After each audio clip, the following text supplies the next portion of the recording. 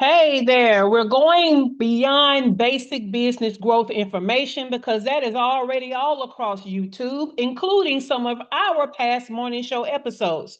We are taking you to the next level. It started yesterday, really this morning, with discussion questions. All right. So let's get into these discussion questions. What do you think is the first sign that a sales system is not working? What do you think increasing sales? Now, do you think increasing sales starts with doing more or understanding more? If your sales suddenly slowed down, what would you check first? All right, those are our discussion questions. I just published them this morning, so y'all haven't had a chance to answer them in the YouTube community or the Book of Faces community. However, we got Shawana Kennedy Media in studio, so she's going to answer these questions for us. Shawana, do you want to answer one by one or give us like an all-encompassing answer? I think for me, it'll be safer to take them one by one.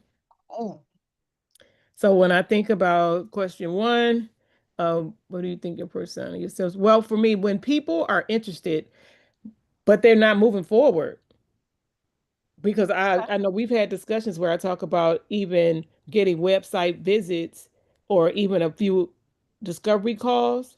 okay.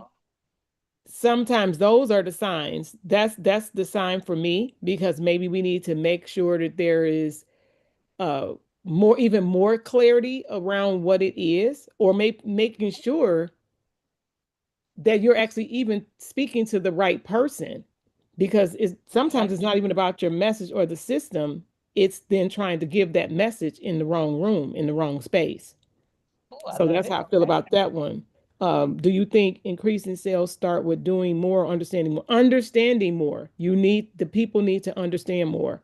Um, because I talk about it too. It's not necessarily that you need to create more content to get more leads. It's understanding where people are getting stuck at and giving them what they need to confidently make that decision.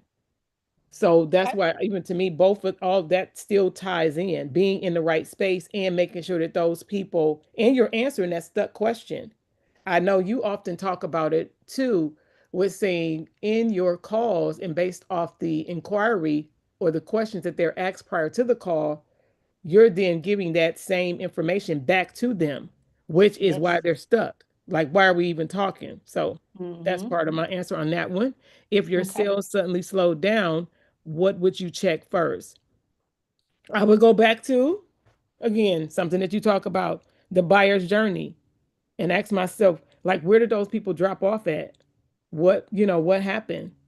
Because sometimes it's actually legitimately, and for a lot of people, it could be certain things with finances may have shifted. However, we need to make sure that people are not cutting off something that they really need because something temporal is happening. So yeah, where do Yes. they drop off? Is it something on the website? Do the assessment need to be tweaked? Do we need to do even more follow up? So those are some of my thoughts. I love that. I love that. And I love when you guys really think about the answers and really think about all the time we spent together and some of the things that we've said, right? Because your knowledge base is coming from taking the course, going on the retreat, being in the morning show, coming to the workshops, and all of those things. And so those things give you a broader knowledge base to answer these questions in ways that somebody who is new to the game would not answer them quite as well. So today we're going to go beyond the basics, all right? And we're talking about sales optimization. And the basic formula is just measure the performance, improve the conversion, and multiply the results, right? That's basically what people are going to tell you when it comes to sales optimization. Good morning, Shantali. Shantali said her first question is no sales. No sales is going to tell her she got a problem with sales. Hilarious. All right. So basically, when we have that formula of measure the performance, improve the conversion, and multiply the results, some of that sales optimization looks like conversion tracking, improving close rates, testing messaging, refining offers, scaling what works, right? But again, those are the basic things. So you take your basic formula and it looks like going and looking at those things based on the formula, right? Well, your next level formula is going to be a little different, okay? We're going to get into it and go beyond the basics. So the first step of your three-step formula is you need to go from revenue gap to constraint diagnosis. And your Shawana Kennedy Media hit it right on the head. We're going to give you more detail on that. Then you need to go from close rate to conversion path optimization. Last but not least, go from more sales to revenue yield expansion. And I'm going to tell you exactly what all of that means. All right. Now, first of all, when you have a gap in your revenue, it can come from any different points, touch point or whatever, right? It could be very different problems that cause you to have a revenue gap. For example, you can have too few qualified leads or opportunities. You can have a weak offer demand, okay? Not necessarily a weak offer, but a weak demand for that offer. You can have low sales call attendance. So people are booking, but they're not showing up. You can have poor close rates. You can have slow decision making, inefficient average sale value. That means you're making sales, but it's, the offer amount, your pricing is not large enough for it to help you hit those revenue goals. Inconsistent follow-up. It could be limited delivery capacity, and it could be weak retention or repeat purchases. Now, if you have a recurring service or a retainer service, some type of month-to-month membership, that's what weak retention comes in. They're not staying with you, even though that's supposed to be a recurring thing for them. All right. So all of those could be a problem, and all of those are very different, causing your revenue gap. Shantali said for number 2, she picked understanding more. So not doing more, but understanding more. For number 3 question, she picked where in the sales process are people falling off. So she said the same thing that Shawana said. So see, y'all should stay tuned. You will learn the same things they learn if you stay tuned. All right. Now, let's get into the details of this next level formula. Let's start with going from revenue gap to constraint diagnosis, okay? So you need to find the part of the system that's actually limiting your revenue. So most entrepreneurs look at the final number, like, we're missing the monthly revenue goal, but the final number only tells you that something is wrong. It does not tell you where. Okay. So the next level is tracing the revenue goal backward, right? So you're missing money. So we're going to go backward through the system. For example, the problem may not be the sales conversation. It may be a strong close rate, but very few sales opportunities, right? That's one of the things that let me know I needed a wider distribution, because what I talk about resonates. What I talk about helps and brings about a transformation. And when I get people on the phone, I close. But I need to get on the phone with more people. So your close rate may not be the problem, but having more sales opportunities may be the problem. All right. You got plenty of inquiries, but you have weak qualification. So you got all these people booking a call, and then you get on a call with the people and you realize these are not ideal clients. Weak qualification. Or you have qualified buyers, but too few invitations for them to buy. Because a lot of y'all, you love teaching, you love giving information, but you hate asking for the sale. And so you're not asking for the sale enough from people who are qualified and already listening to you. You have people that are accepting your proposals for the service, but they delay making the first payment. You have good sales volume, like you're selling good, but the average transaction value is too low. Because see, let me tell y'all something about this. Sometimes as an answer to low sales, y'all go and lower your rate, you lower your fee, you lower your price, and now you're selling more, but it's not really effective towards your revenue goal because you're not making that much money. You're not making the amount of money you should be making off of these sales because your pricing is too low. So you got a good amount of sales, but your pricing is too low, so you're not bringing in enough money. Last but not least, you have strong acquisition, but no continuity revenue. That goes back to that recurring revenue. right? So you might can get them to buy one time, but they don't stay with you. That's a problem too. So the strategy is find the primary revenue constraint. What's the thing going wrong before you start changing your messaging, your offers, your pricing, or your traffic? Figure out where is the problem. Where is the constraint to your money coming to you? So I'm gonna give you 5 areas I want you to diagnose to try to figure out what is stopping your money. Okay. The first area of opportunity is volume. Are enough qualified people reaching you to to be able to buy from you? Okay. Do you have enough qualified people reaching you? Okay. The next area is going to be quality. Quality. Are the people that are actually reaching you, are they capable, motivated, and well matched for you? Are they your ideal client? The next thing I want you to look at, the next area, is decision progression. Are interested buyers moving from inquiry to conversation to proposal to payment? Are they moving through there? Okay, that's the progression. Transaction value. Does each sale contribute enough revenue to support your goal? Sometimes your sales aren't even supporting the service that you're giving and providing to people. But if it's going to take you to get in front of 50 million people to reach your revenue goal, that price is too low. Okay. Revenue continuity. Does the business create repeat purchases, renewals, expansions, referrals, okay?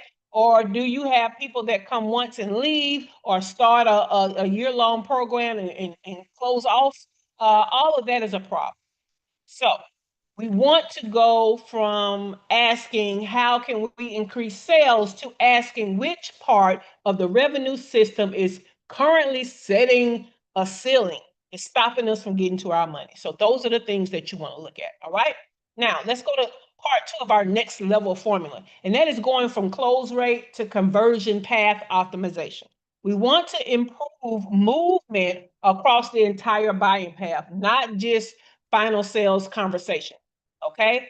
We want them to go through all of it. Okay. So a close rate is useful. It really is, but it only measures what happened at one point in the system. So your business can have a respectable close rate and still miss out on your revenue goal because too many people are getting lost in the sauce of the entire buying process. Okay. So a close rate is just the people that actually get to you where you get to pitch the actual offer and get an answer. But there is so much more to your sales system before that. Okay. So next level is optimizing the complete conversion path. So this includes visibility into inquiry, inquiry to qualification, qualification to sales invitation or your pitch, right? Invitation to booked conversation to attendance on the call, conversation to proposal, proposal to decision, and decision to payment. That's the full path. Every part of that path actually has its own conversion rate, not just when you have a conversation. So it matters where it's breaking down. Okay. So, for example, the problem might not be closing, is what I'm telling you. So it could be qualified prospects failing to book a call. It could be people have booked a call and they fail to attend. It could be your proposal goes out, but it goes unanswered. It could be that you're getting a verbal yes, but they're not giving you that money. Okay. Or it could be that you have strong applicants receiving no timely outreach. So follow-up system. That's something that Shawana Kennedy talked about. Or do you have a follow-up system and are you working it? Okay. So 60% close rate cannot rescue a system where only a small fraction of qualified leads actually make it to the call to be closed. Keep that in mind. Now, how are we going to fix that? Well, we got some high impact strategies for you. Number one, measure stage to stage movement. Track how many people enter and exit each major sales stage. Okay. I want you to identify the highest value leak. Don't optimize the easiest metric. Go and improve the point where the most potential revenue is being lost. Okay. We want to fix the whole system, but we want to start where we're going to recapture more money. Okay. Because I know you don't have time. You're busy, right? So we got to start with what's going to get us the most money first. We want to reduce transition friction. When they're going from one stage to another, is there something causing a transition? So that might look like simplifying your booking of the calls. It could look like either having an easy, shorter, simpler application or no application at all. It could be what is your proposal? Is the proposal easy to review and make a decision? Does it take 75 clicks for the people to pay? Okay, that's friction. And are you giving people next step instructions all along the way? The next thing could be that you need to strengthen the handoff. You need to ensure that your message and your promise remain consistent as someone moves through from your content to your email to your website to the consultation to onboarding. Is that the same? Is it aligned? Do you seem like the same person they want to buy from all along the process? Okay. So that is definitely some things that you need to look at because again, it's not always your closing rate because how many people are even making it to be closed? All right, cool. Last but not least, we're going to talk about going from more sales to revenue yield expansion. What do I mean by that? I mean generating more revenue from the opportunities and the clients that the business already creates. All right, that could be where you're leaking money. Most businesses attempt to solve a revenue problem by increasing volume, more posts for content, more calls, more prospects out there, more launches, more pressure. But your next level could improve with the amount of revenue produced from each qualified opportunity and client relationship. People already in your ecosphere. This could yield you a lot more money. Okay. So, what it could do is you're asking your business, are we generating the full reasonable value available from the demand we already have? Okay. So a business may not need twice as many buyers, it may need better offer mix, pricing structure, payment strategy, upgrade path, going up that ladder, okay? Continuity offer, that month by month recurring revenue, renewal process, cross selling, referral system. This is how you make money from the people who already like, know, and trust you, okay? So, how you're going to get that money is you need to improve a few things. Offer matching. What does that mean? It means recommending the right solution for the right person for where they are right now. Okay. Stop forcing them into what you want them to buy and force them into what's going to be a fit. All right. Well, don't force them, but offer them what's going to be a fit. All right. Average transaction value. Use stronger packaging. All right. You can do bundles. You can do strategic add-ons or upsells, downsells. You can implement more support as an option. So you can have a DIY offer that you can either do with them or do for them as more implementation support that can increase the value, which means it can increase the amount that you can charge. Okay. Or you can give them more access to you. And that looks like premium access. So you can charge a what? Premium price. All right. Offer ascension. There should be a clear path to the next step. They should understand how working with you is going to improve their transformation at every step of that alpha ladder. And they should know what that alpha ladder is. Continuity revenue. You need to add some retainers. You need to add some memberships. You need to add some maintenance costs. If you've already set something up, then maintenance it every month. You need to add some added accountability, ongoing advice or consulting. You need to add recurring support whenever you can so that you continue to get money, right? You will find that when you have an offer that can be paid by the month, you have an offer that can be paid all at once, you will tend to want to be paid by the month. You want some people that pay that lump sum, but for the most part, you want to make money every month so that you have something to look forward to every month so that you can forecast based on what you know is coming in every month. All right. Client expansion.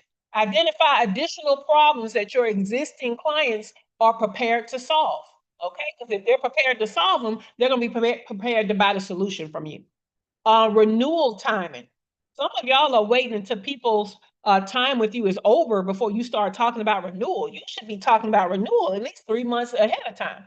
Go ahead and let them know they don't want to lose access to whatever it is that they have. You might even want to do some type of accumulation of all the value they've gotten thus far that they don't want to let go. But again, continuity continuity conversations before the current engagement ends. Not doing an awkward last minute scramble. Okay. If you scramble, they're gonna feel like it's a scramble, and guess what? They don't want to scramble with you. All right. Referral activation. Take some kind of structured opportunity for your satisfied clients and your partners to make introductions for you. All right. So the transformation goes from more sales to revenue yield expansion. All right. Let's go back over the complete formula. Number one, we want to go from revenue gap to constraint diagnosis. So identify the specific part of the system that is limiting your revenue. Number two, we want to go from close rate to conversion path optimization. And that means we want to improve the movement across every stage of the buying decision. And last but not least, we want to go from more sales to revenue yield expansion. So we want to increase the revenue produced by each qualified opportunity and client relationship. All right. So why this goes beyond basic sales optimization is because basic is what is converting, what should we test, how can we improve the close rate, which offer performs the best, what should we scale. But next level, you have just learned, ask different questions. It asks, what is the actual revenue constraint? At what transition is possible revenue being lost? Where is it leaking? Is the issue volume, quality, movement, value, or continuity? Which improvement will create the greatest financial impact? And last but not least, can more revenue be generated without adding more leads or sales activity? This is a much more strategic approach, y'all. Okay. So I know we got Chantilly over here on the YouTube side. Chantilly, if you're still with us, let me know which one of these strategies you know will be game changing. And if you're already kind of working one of them, let me know how that's going for you. All right. Now in studio, again, we have Shawana Kennedy Media here with us. So Shawana, I know you have been following along with these good old show notes. So tell me, which one of these pieces of the formula do you feel like you need to be working the most? And you are muted I if mean, you I are. see opportunity in all of them, but then I'm think about it's the conversion. It's like converting more. It's converting more people. So yeah, and I think about conversion. Mhm. So what it sounds like to me is that you're talking about number two or number three. So are you talking I about mean, I see opportunity in all three, but if I had to pick one, I mhm, would say number two. number two? Yeah, yeah, yeah. So when you get into the weeds of number two, which one of these strategies do you feel like is it for you? Measure stage to stage movement, go back and identify the highest value risk or leak, reducing transaction friction along the way, or strengthening the handoffs and set response time standards. Which one do you think? Reducing the friction. Reducing the friction. So this is where when we learn about our client journey, right? Sometimes every now and then we need to go through our own client journey. We need to go and use our little test code where we're not actually paying money, but we get to go through the process and see what are the emails coming up, what are the emails saying, how many clicks did it take to actually buy, what is the next steps email, is there a next steps email? Because if they're dropping off right there or they're asking for refunds, then you're not getting them ready enough. You're giving them a chance to have buyer's remorse instead of giving them a chance to be excited to move forward. So go your client journey yourself on the offer that you think should be making more money, and let's see where that friction lies, is what I would definitely say. I'll tell you that some of my confirmation funnels and things I set up long ago. And what I always do on my like my strategy sessions that I don't have a lot of, my retainer clients, I don't, I don't always have the capacity to take new retainer clients. So when I get a new one, before I send them the email, I go through the system to make sure everything is set up right. Is everything up to date? Does anything need to be taken out? Does everything make sense? And so you may just need to take an offer that you feel like should be selling more and go through the entire process from the rooter to the tutor to make sure that the friction is not there and not no unnecessary friction is there. Does that make sense? Yeah, it does. It really does. Cool beans. Let me see. Chantilly may have dropped off. I don't see anything, or she may be typing, but baby, you already know by the time I come to you, if your typing is not done, we may be gone. But we love you, Chantilly. So what I want you guys to do is I want you to go back to your client journey, and that is from inquiry to off boarding and figure out. In fact, let me go find that. Look, we got a little time. Let me go find that graphic for you guys so you know exactly what I'm talking about when I say the client journey, because visuals always help, right? So let me share my screen. So service-based business, this is the general client journey, 6 steps, 6 phases. Awareness, how did they become aware of your brand at all? When they became aware of it, how did they inquire about more information? How did they purchase? How were they onboarded? How are they actually serviced? And then how are they offboarded, right? So you want to go through this entire process because some of your sales is not just at the awareness, inquiry, and purchase stage. Some of your sales are with people who are already clients. And what was the service like? What was the offboarding like? Did you give them another opportunity to work with you? Okay, so all of that, we want to go through this system and reduce the friction and try to recapture as many people as we can and plug up all of those holes. All right. So that's what we want to do. Shawana, did you have any questions before we get out of here? Or did you have anything to say about what we talked about today? You said it was right on time for you. Do you want to talk about that at all? Well, no, it's just again uh, a great topic and something that we do definitely. Hello, to be in business, you got to be getting more sales, right? That's what it's Yeah. about, to be in business. Mm-hmm. So for me, especially with us being at this point in the year, it's very important because we know with some folk it is seasonal. It's certain things where you have the highs and the lows, and Mm-hmm. now I'm looking at it because even though we're in the summer, but when we think about if you people that may have school age children and things like that, and you're still in the middle of summer. So it's like really thinking about that when you're looking at your even your ideal client. What is going, that's why you're supposed to know that avatar, like what goes on with that person, what other things in their life that could even be causing the pause or them not ready to kind of move forward right now, because Mm-hmm. some people do have increased expenses during the summer if they have children, and now the kids are at home, so Yep. with the season getting ready to Keeping them change. out of house and home, right? Yeah, yeah, so those are even things to take in consideration too. What season are you in, not just for yourself but your client? What season could they potentially be in? So it's just another something to always keep at the forefront. That's why when you're killing it, you need to go ahead and prepare for the slow season. So yeah. I love it. I love it. Well, I'm here to tell you that there are all kind of ways to make more sales, but sometimes it's not that you need to make more offers to more people. Sometimes it's that you need to optimize the offers to the people that already know you. All right. So before we end, I want to share something with you guys because we do have a major milestone here on the YouTube channel on the Her First Six Figures. Will you look at that? We made it to our 45,000 views.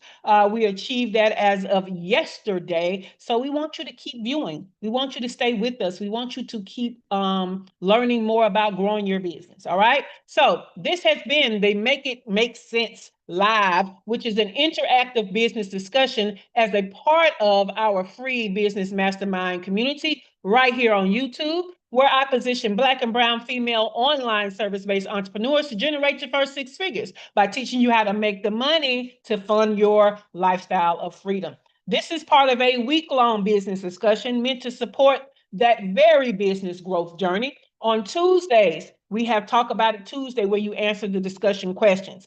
On Wednesday, today, we have the live discussion where you get value around the topic of those questions, which we just did today. So I need you to stay tuned, because in the community here on YouTube tomorrow and every Thursday, we release case studies that drive the value of this conversation home. It's called Her Biz Breakdown, all right? And then on Friday, we take you back to the basics, because we know everybody's not ready for the next level. So we give you more information on those basics from our past morning show episodes that we're going to pull out the vault for you, all right?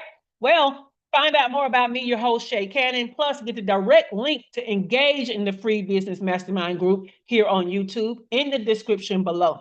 If you have not already, help us out. Give us a thumbs up, like the episode. Make sure you are subscribed to the channel. And don't wait. Don't wait. Don't wait. Check out some of the old business breakdown videos. All right. And with that, we'll see you on next week. All right, Shawana Kennedy me. Did you have anything else you want to discuss? No, what it did make me